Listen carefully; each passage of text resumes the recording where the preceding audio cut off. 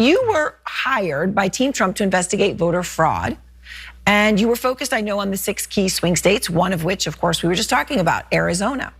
So what was the bottom line from everything you looked at, Ken? Did you find the widespread fraud they wanted you to find? No.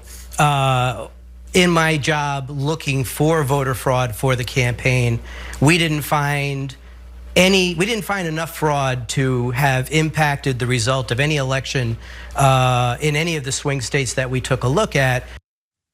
Okay, so that is a very important top line response from Ken Block, who had been hired by Trump and his circle to find some sort of basis for their argument that the 2020 election was stolen.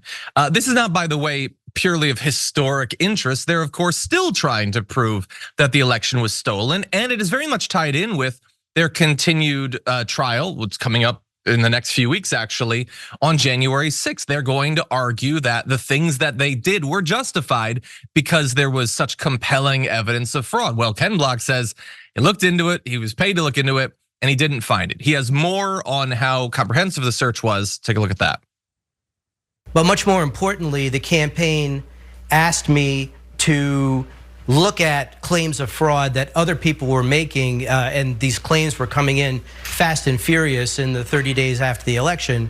My team looked at approximately 15 or so claims, every one of which we were able to prove was false.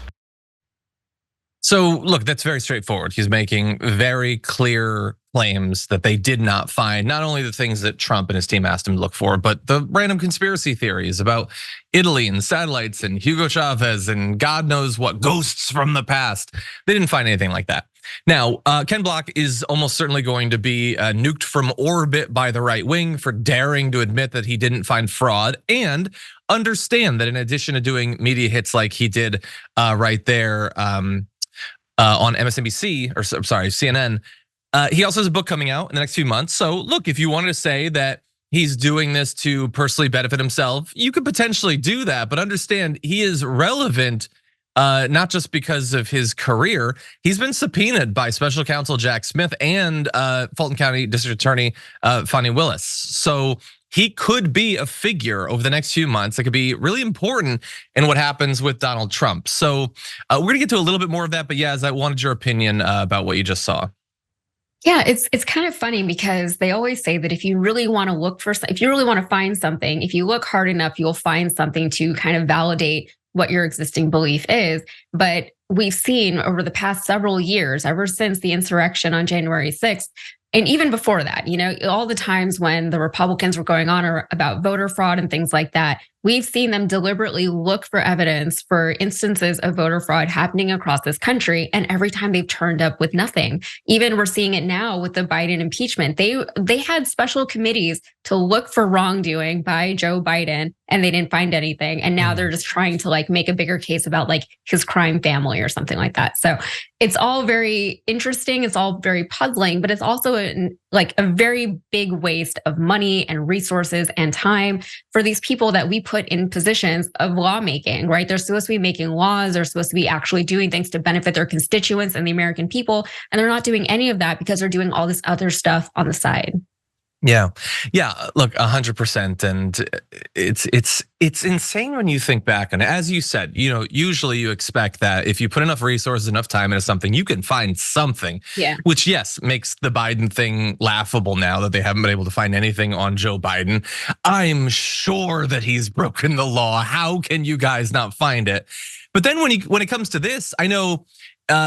The fact that they lost dozens and dozens of lawsuits, I'm sure right wingers they'll just say, well, it's just Obama judges, but they had trials all over the place. Do you have any idea how many Republican appointed judges there are in America? How many Trump appointed judges there are in America? And you couldn't find one right winger to just lie and say that you've got a case. They had nothing. And years later, despite all of Dinesh D'Souza's documentary work, they still have not been able to prove to literally anyone that this thing was stolen. And so this guy is gonna be important. I think less so for his opinion, but more so perhaps that I'm sure he'll be able to testify that after being dispatched to find this fraud, he returned his report saying we've got nothing. So it's even more information as to what Trump and his team knew and when they knew it about how bogus their charges were. But I want your opinion. Yes, I was trying to find out anything else that's going to happen when it comes to this case. And I saw a headline, because like this is bad news. If you're Trump, you don't want Ken Block out there making your whole team and your case look bad.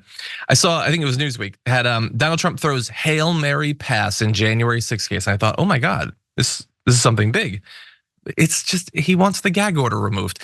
Why do they have to lie in the headlines? Like, he is just constantly trying to free himself up so that he can attack, in this case, Jack Smith.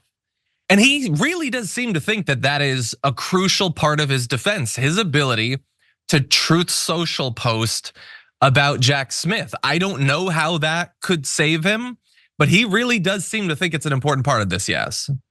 Yeah, I don't think it's meant to save him at all, actually. I think it's meant to get him more voters and a more loyal voting base, right? I think that the more he attacks Jack Smith, the more that he pretends to be a victim in all of these legal proceedings, the more that he just pretends to be someone who, like they don't want to be president anymore. The more appealing he is to the most loyal of the Trump supporters. And we know that. We know who we're dealing with here. So I think right now he kind of knows that whether or not he's indicted for things, he's still going to make it onto the ballot. He thinks that he still has a shot at winning some votes, maybe even winning an election. And so I think he's just like campaigning at this point. I don't think he's trying to win his legal cases. I think he's campaigning. And maybe him losing these legal cases might prove to be better for him in the long run as far as, winning votes. Yeah, maybe. I mean, there's obviously very twisted incentives when it comes to the right. And he basically, his real legal defense in all of this is become president and snap your fingers and it goes away.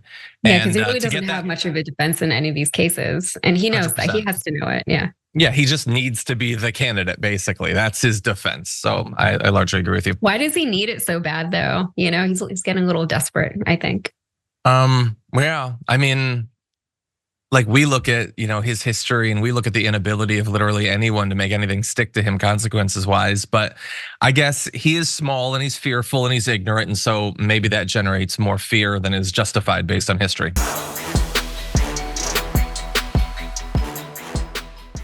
Check out the Damage Report podcast each day, wherever you get your podcasts, whether Pocket Casts or Stitcher or iTunes. You can join me as I give you the news and stories you want, with a range of co-hosts and interview guests jumping in on the fun each day. Again, that's the Damage Report, wherever you get your podcasts. And if you get them at iTunes, don't forget to rate and review. Sometimes I'll read them live on the show.